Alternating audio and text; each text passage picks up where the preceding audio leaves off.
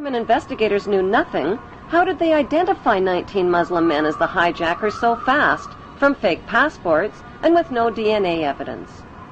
How could Muhammad Atta's passport survive the fireball explosion that supposedly cremated him, fly out of his pocket, fly out of the incinerated plane, flutter to the ground into 2 feet of debris, and end up in readable condition in the hands of investigators, all within 48 hours?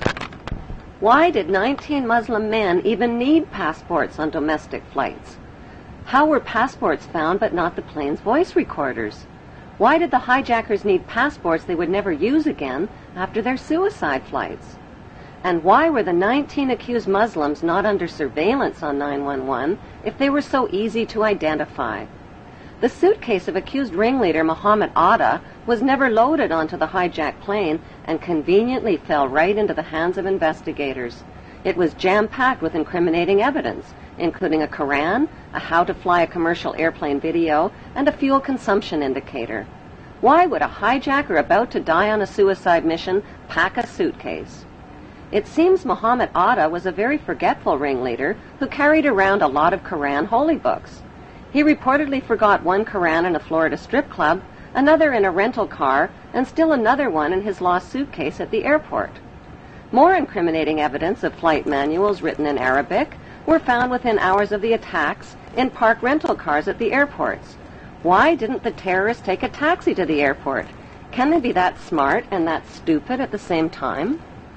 The conspicuous trail of planted evidence continued 3 weeks after the 911 attacks, when anthrax letters killed 5 people and were clearly worded to throw the blame on Muslims. Death to America, death to Israel, Allah is great.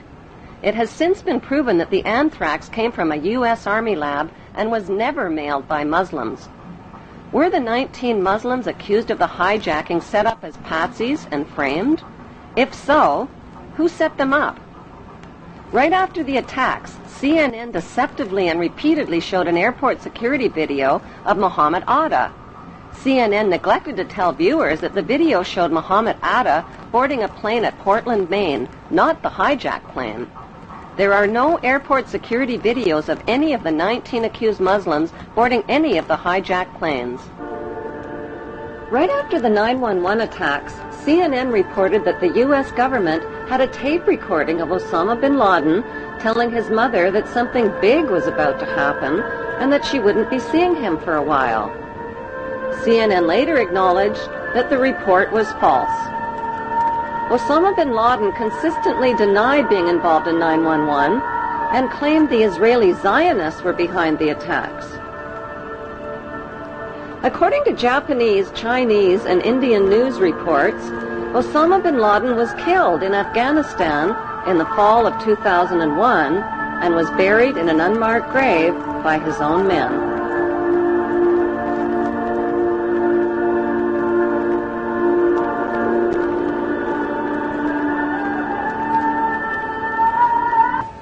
Following the money trail, Osama bin Laden. Army sources telling me, even via Iraq, via other places overseas, we know where he is. We're on him. It's just a matter of time. Do you agree with that? I believe he's dead.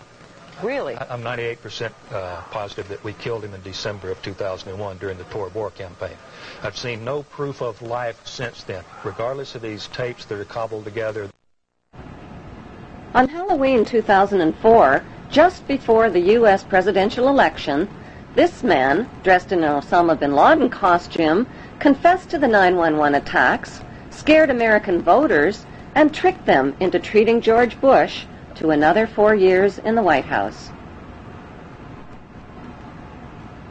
Zionist extremists believe that Hebrew Jews are God's chosen race of people with a God-given right to the land of Israel. The Muslim world and millions of Europeans, including Germany's former Minister of Technology, Andreas von Bülow, believe that Zionist extremists staged the 911 attacks on America to ignite the war on terrorism. That war has targeted Israel's Muslim enemies and is being fought and paid for with the blood, the lives, and the tax dollars of terrorized American citizens.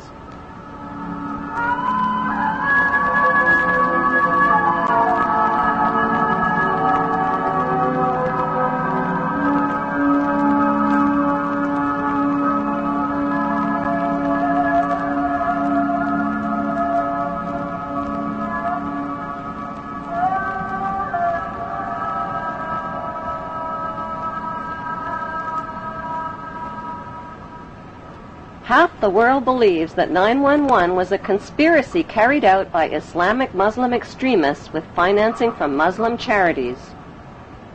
The other half believes it was a conspiracy carried out by Jewish Zionists with financing from Jewish charities. Is there any evidence to support that belief?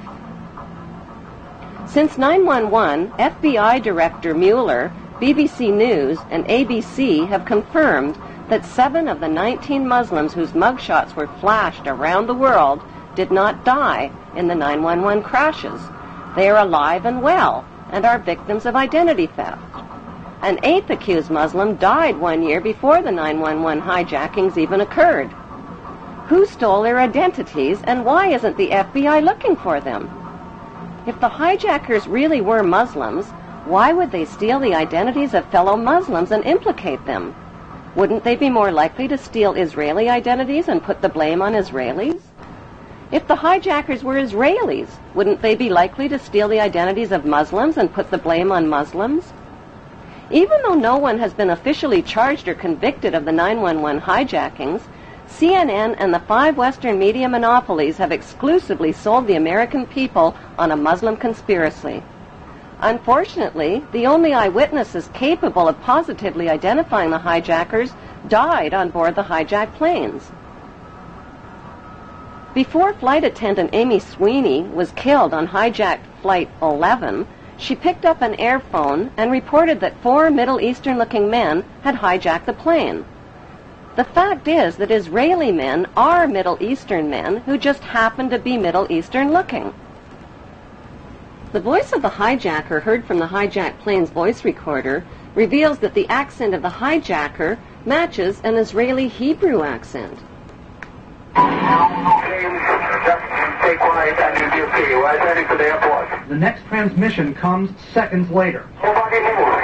Everything will be okay. If you try to make any move, the danger yourself and the airplane. Let's stay quiet. After 911, 1,000 Middle Eastern-looking Muslim men were swept into U.S. custody, but the media kept quiet about 60 Middle Eastern-looking Israeli men who were also taken into custody and held under great secrecy. On December 11th, Carl Cameron of Fox News ran the first of a 4-part series about a group of Israelis who were among the 911 suspects.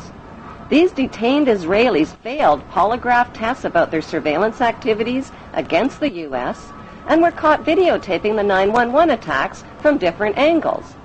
Fox News also reported that the evidence linking these Israelis to 911 was classified, but a leaked 61-page report from the U.S. government's Drug Enforcement Agency revealed that another 120 Israelis, posing as artists, were also rounded up right after 911. Carrying counterfeit visas and green cards, the Israelis admitted that they served in the Israeli army in explosives, electronic, and military intelligence units. Did Middle Eastern-looking Israelis who were detained as suspects after 911 steal the identities of the accused Muslims? The leaked DEA report revealed that Israelis with Israeli military backgrounds had posed as artists and lived on Sheridan Street in Hollywood, Florida, just down the street from Mohammed Atta and 3 other accused Muslims.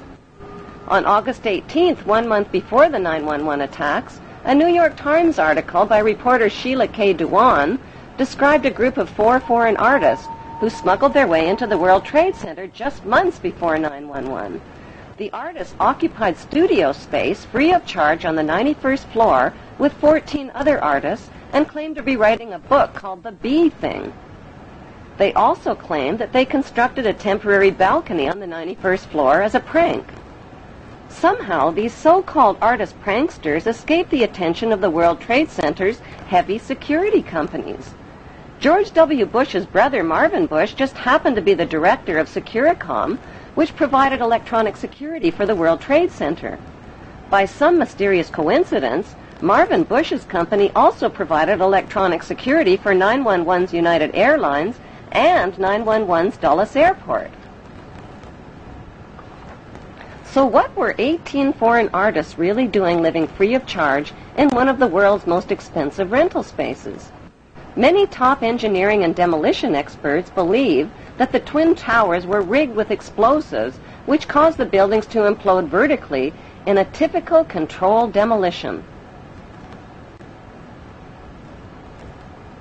The reason the collapsing buildings looked like a controlled demolition, say experts, is because they were a controlled demolition.